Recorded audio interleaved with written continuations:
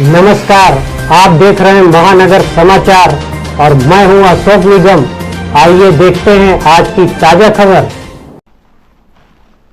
समीना, बात असल ये है कि जब से हम ईस्ट पाकिस्तान हमारे से चले गया और हिंदुस्तान की कोशिश ये है कि बाकी जो पाकिस्तान रह गया है उसको भी ख़त्म करें, और उसके लिए उन्होंने क्या क्या नहीं इस्तेमाल किया। डिप्लोमेसी इस्तेमाल करते हैं हमें आइसोलेट करने के लिए, हथियार और पैसे देते हैं हमारे खिलाफ जो लोग हैं, BLA को, TTP को, दाइश को, वो सिंधी नेशनलिस्ट को, शायद MQM लंदन को भी, वो जासूस डिस्पैच करते हैं यादाव किस्म के बंदों को कि वो जाके टेरर शो करें और लाइन ऑफ कंट्रोल और सर्जिकल स्ट्राइक्स और ये।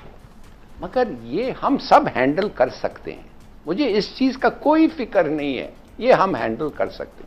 जो हम क्या नहीं कर सकते ये मुझे उस पर फिक्र है।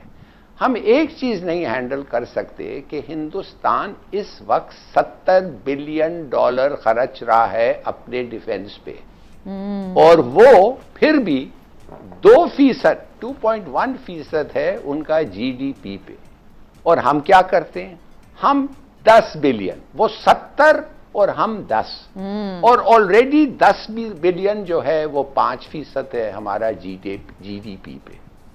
अगर वो बुरा नहीं था, इससे वर्स्ट स्टेटिस्टिक्स देन दैट ये है कि हर साल उनका 15%, 10-15% उनका वो बढ़ता है, इजाफा ही होता है डिफेंस बजट, और उस इजाफा हमारा टोटल बजट का लगभग है।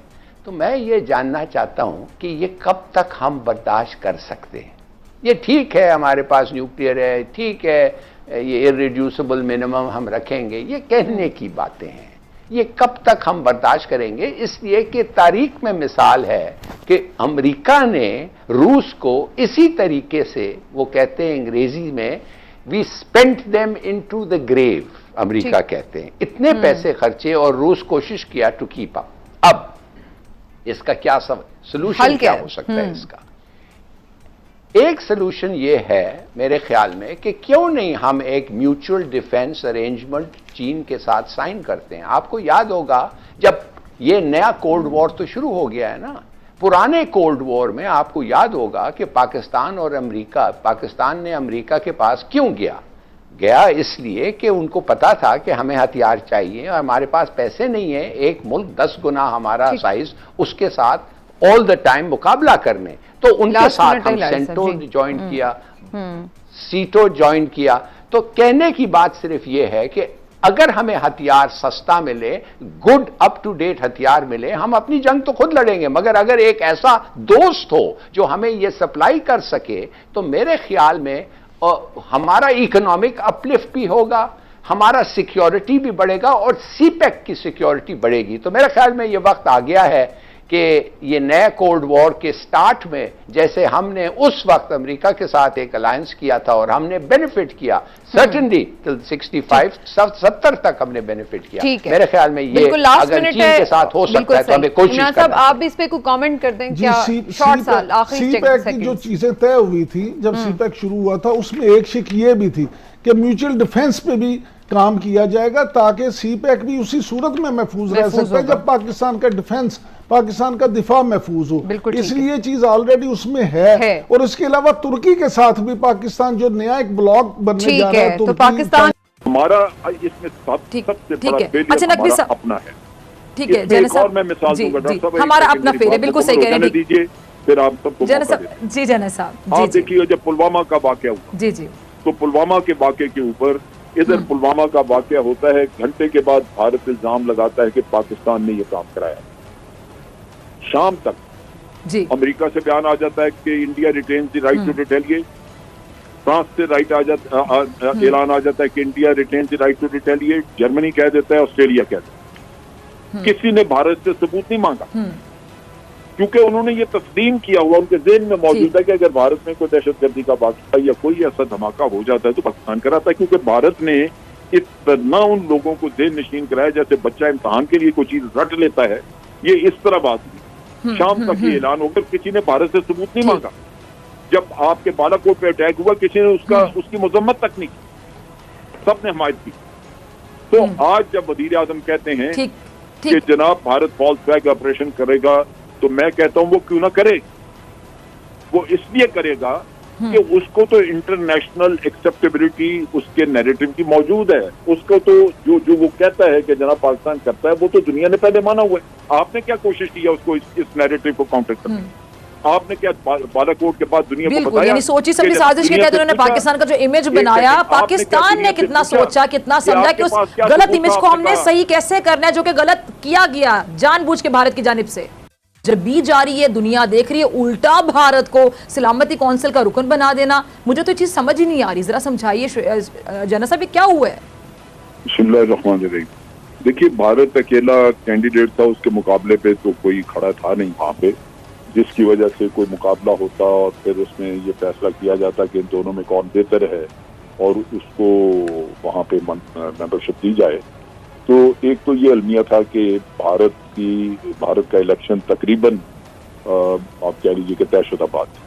दूसरी ये है कि मसाइल हमारे खित्ते के ममालिक के हैं, तकरीबन सारे मुल्कों के मसाइल हैं भारत के साथ, और भारत एक एक्सपेंशनिस्ट पावर है। एक वो मुल्क है जिसने कि अक़वाम मुत्तहिदा की करारदादें जो हैं उनको पामाल किया है, और उसके साथ साथ ये देखिए कि हर किसी की, यानी जितने भी हमसाया ममालिक हैं, सबकी ज़मीनों पे, सबके इलाकों पे उसकी नज़र है, और हर जगह वो कहीं ना कहीं पांव फैलाने की कोशिश कर रहा है।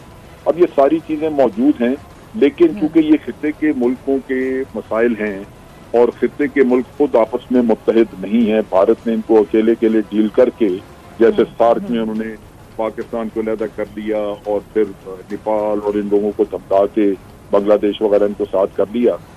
ये वो चीजें थी जिनकी वजह से खित्ते से भी कोई आवाज उनके खिलाफ नहीं उठी। अब चीज ये है कि भारत मेंबर बन गया, और भारत के मेंबर बनने से पाकिस्तान के लिए कुछ चैलेंजेस होंगे। उसके साथ साथ ये है कि हमें वहां पे ये भी मौका होगा कि जब भारत सिक्योरिटी काउंसिल में बैठा नजर आए तो हम अपना नुक्ता नजर जो है वो पेश करें, और हम पे डिपेंड करेगा कि हम कितना इफेक्टिवली करते हैं। नुक्ता नजर से मुराद ये है कि भारत, जरा से सॉरी मैं आपकी बात काट रही हूँ, ठीक है, नुक्ता नजर से मुराद भी जरा बताइएगा, साथ हमने चैलेंजेस की जो बात की वो भी बताइएगा, क्या हो सकते हैं, क्या नुकसान भी हो सकता है पाकिस्तान को? जाहिर बात है नरेंद्र मोदी, उनकी पॉलिसीज, आरएसएस की सोच, कौन वाकिफ नहीं है? उसमें हमने भारत का असल चेहरा दिखाना होगा और दुनिया को बार बार ये सवाल करना होगा कि क्या ऐसे मुल्क का वहां बैठना मुनासिब है जो इंसानी हकूक का बहुत बड़ा पामाल करने वाला हो, जिसके ऊपर अक़वाम मुत्तहिदा के इंसानी हकूक के अदारे जो हैं वो वहां पे कहें कि जनाब यहाँ कश्मीर में फैक्ट फाइंडिंग मिशन जाना चाहिए और भारत उनको इजाजत ना देता हो।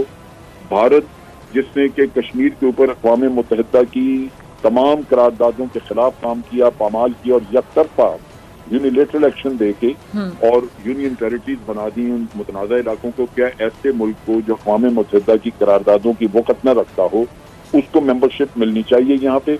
और फिर वो ऐसा मुल्क जो अपने हमसाया मुल्कों के साथ तहजीब याफ्ता रवैया न रख सकता हो, धौंस और धमकी उन पे जमाता हो और उसके साथ साथ उनके इलाकों पे नजर रखता हो, क्या ऐसे मुल्क को जगह दी जा सकती है, क्या उससे तवक्को की जा सकती है कि वो इंसाफ का साथ देगा।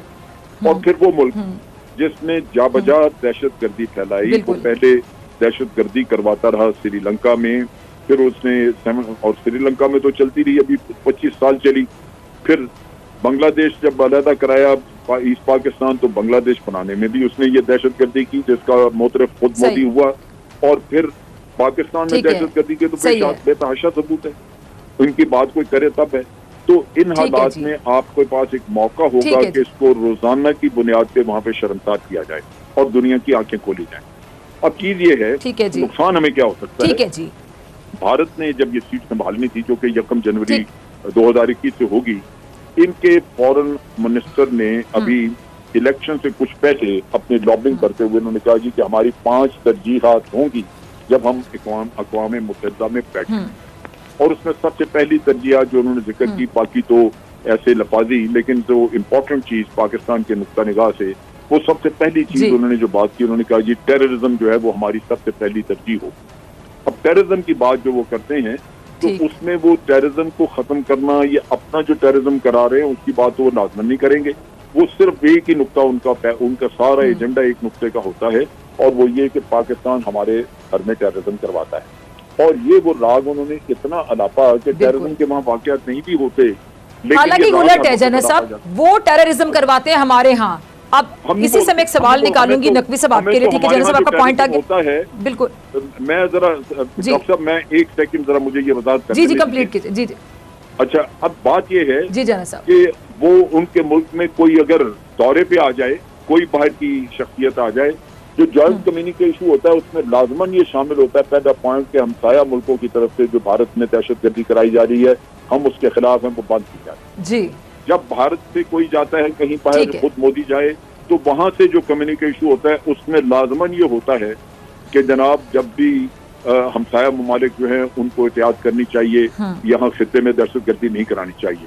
यानी वो पाकिस्तान को कोई लम्हा, कोई जगह, कोई मौका नहीं होता जहां बख्शे ना। और खुद उन्होंने अपने मासस में, उन्होंने अपने लोगों में, लीडर्स में, खा वो अपोजिशन का हो, खा वो, उसने ये चीज इतनी उनके ज़हनों में इंस्टिल कर दी है, डाल दी है कि वो हर बात पे कहते हैं कि जी पाकिस्तान तो दहशतगर्दी कराता है। तो दहशतगर्दी है कहाँ, लेकिन पाकिस्तान कराता है।